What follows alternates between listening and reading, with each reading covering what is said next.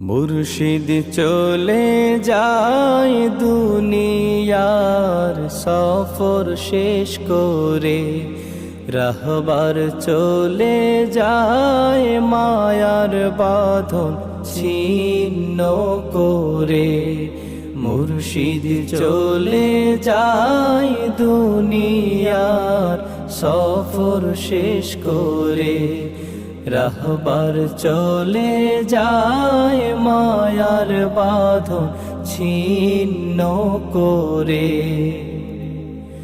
মালিককে খুশি করে সফল জীবন গড়ে, মালিককে খুশি করে সফল জীবন গড়ে। ওই চলেছে আপন ঘরে।